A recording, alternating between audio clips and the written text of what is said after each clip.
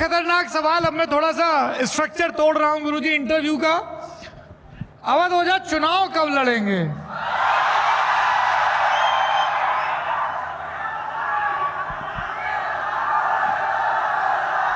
पटना से पर्चा भरेंगे कि गोंडा से भरेंगे?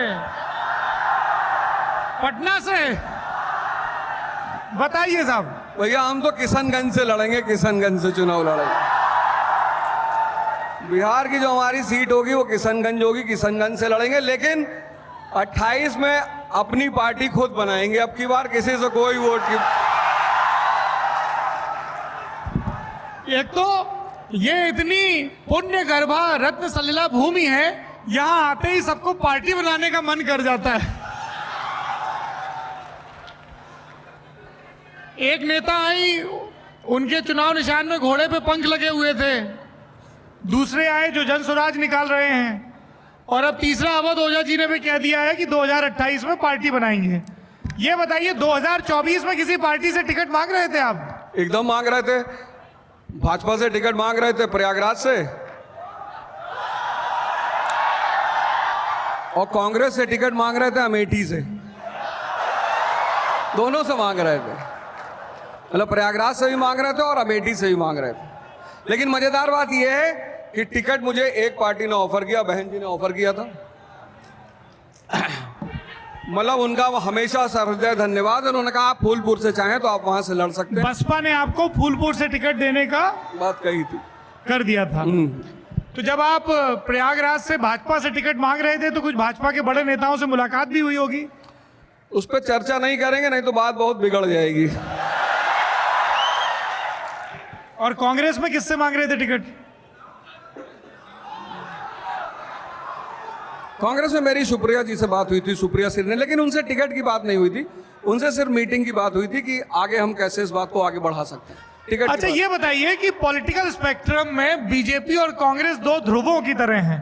आप भाजपा से भी टिकट मांग रहे थे, कांग्रेस से भी टिकट, ये कैसे?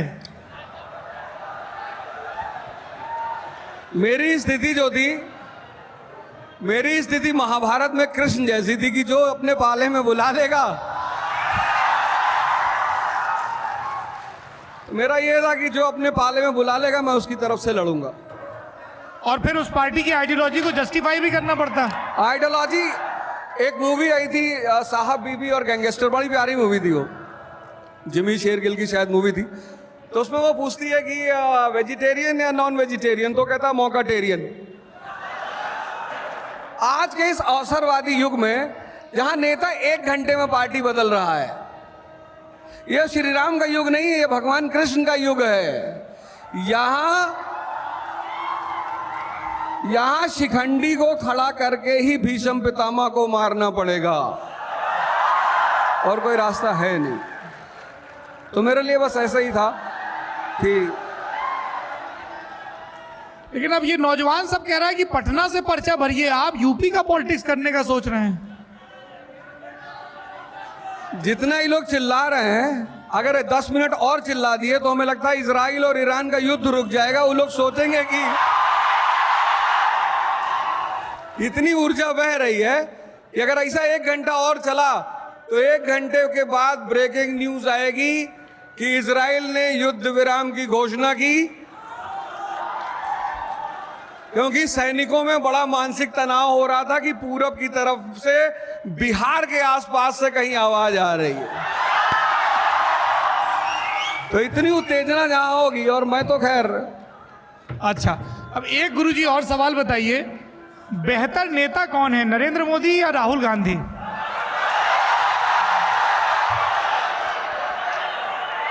बेहतर नेता थे नरेंद्र मोदी, अब राहुल गांधी है। पब्लिक कहेगी कि अब आप कांग्रेस से टिकट मांग रहे हैं। नहीं, मैं टिकट नहीं मांग रहा हूं, लेकिन जिस तरह से उन्होंने मेहनत की है और अपनी जगह बनाई है, और हमारे यूपीएससी के फील्ड में जो भी 95+ पाता है उसका प्री निकल जाता है, और राहुल जी का 99 पे प्री निकल गया है,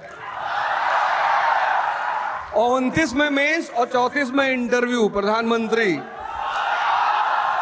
ऐसा मैं नहीं कह रहा हूं, ऐसी इनकी उत्तेजना कह रही है, ये जो उत्तेजित लोग हैं। और बिहार में नीतीश कुमार या तेजस्वी यादव? तो ये आज या फिर प्रशांत किशोर? नहीं, ये तो बिहार की जनता ही डिसाइड करेगी। ये जिसको चाहे ये उनको चुने। अच्छा,